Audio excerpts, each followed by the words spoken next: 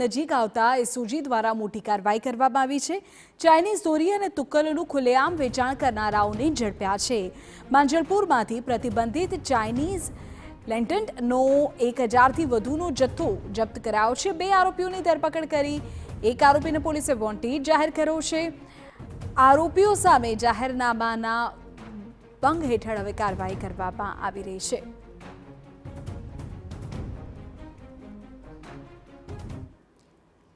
समाचार મહીસાગરથી કે જ્યાં ફરી એકવાર TV9ના અહેવાલની અસર થઈ।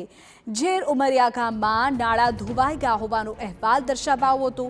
અહેવાલ બાદ હવે તંત્રે કાર્યવાહી શરૂ કરી છે।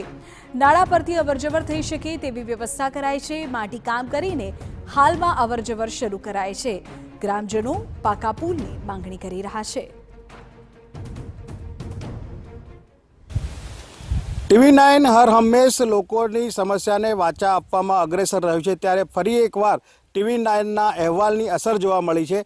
7 તારીખે ખાનપુર તાલુકાના ઝેર ઉમરિયા ગામની સમસ્યા TV9એ બતાવી હતી કે અહીંયા માત્ર ને માત્ર નાળા બનાવવામાં ભ્રષ્ટાચાર થયો છે અને ચોમાસા દરમિયાન ગામના તમામ જે નાળા છે તે ધોવાઈ ચૂક્યા છે અને ચોમાસું ગયાને 2 મહિના થયા છતાં પણ હજી સુધી કોઈ અધિકારીએ ફરકલું પણ માર્યું નથી અને ગામ લોકોએ જાતે માથે તગારા નાખી અને એમને જવા પૂરતો રસ્તો તૈયાર કર્યો હતો। એ અહેવાલ TV9એ બતાવ્યો હતો અને તે દિવસ છે ને આજનો દિવસ છે, 2 દિવસ કે 3 દિવસની અંદર જ અધિકારીઓ અહીંયા દોડતા થયા અને એમને અવરજવર થઈ શકે તે પ્રમાણેનું અહીંના માટી કામ કરવામાં આવ્યું ને નાળાને પૂરવામાં આવ્યા છે। આપણે દ્રશ્ય બતાવવાનો પ્રયત્ન કરીશ કે આપ જોઈ શકો છો કે અહીંયા મેટલ અને માટીનું કામ કરી અને જે નાળા પર માત્ર નાળા જ દેખાતા હતા, બધું ધોવાણ થઈ ચૂક્યું હતું, તે નાળાને પૂરી દેવામાં આવ્યા છે અને માટી કામ કરી દેવામાં આવ્યું છે। હાલ પૂરતું તો અહીંયા અવરજવર થઈ શકે તેવું અમને કરી આપવામાં આવ્યું છે, જો કે પાકું કામ હજી સુધી કરવામાં નથી આવ્યું। ત્યારે અહીંના સ્થાનિકો આપણી સાથે જોડાયા છે, તેમનું શું કહેવું છે તે જાણીશું।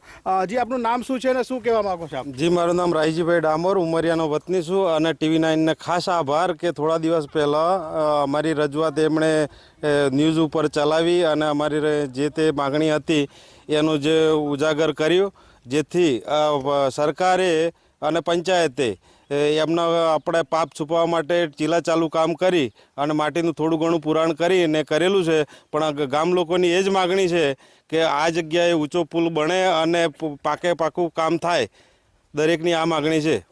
આપણી સાથે અન્ય ગ્રામ પણ જોડાયા છે। આપનું નામ શું છે અને શું કહેશો આપ? મારું નામ માલીવાડ કોંતીકાળો। આપણે હું એટલું કહેવા માગું TV9થી આભાર માનું કે આટલા દનથી આ નાળું કોઈ ચકાસ કરવા આવ્યું નહોતું। ટીવીવાળા આવીને આ નાળું ચકાસ કરી અને અત્યારે પૂરીને થોડું ઘણું આવડ જવડ ચાલુ કરી। હવે એટલું મારું કહેવું છે કે આ પુલ મોટો ઊંચો પાકો બને। આપની માંગણી પુલની છે। આપણી સાથે મહિલા પણ જોડાયા છે। તમે તે દિવસે કહ્યું હતું કે અમારે મહિલાઓને ખૂબ તકલીફ પડે છે, પૂરણ થઈ ગયું છે, અવર જવર કરી શકો એવું થયું છે, શું કેવું છે આપનું? અમારે પુલ જ જોઈએ છે સાહેબ, પુલ જ જોઈએ છે, પુલની માંગણી છે આપની? પુલની જ માંગણી છે। અત્યારે જે કામ કર્યું છે કેવું કર્યું છે? આ કેવું કર્યું છે? માટી પૂરી છે, માટી પૂરી છે નહેર માટે નીકળવા માટે રસ્તો તૈયાર થયો છે। આ 108 તો આવશે ને? 108 તો આવશે, હા, પણ પાકું કામની માંગણી છે આપની? પાકું કામની માંગણી છે। ચોમાસામાં તો તેની પરિસ્થિતિ પાછી રહેવાની। આપણી સાથે અન્ય સ્થાનિક ગ્રામજન પણ જોડાયા છે। અહીંયા માટી તો નાખી ગયા છે, પણ શું કેવું છે આપનું?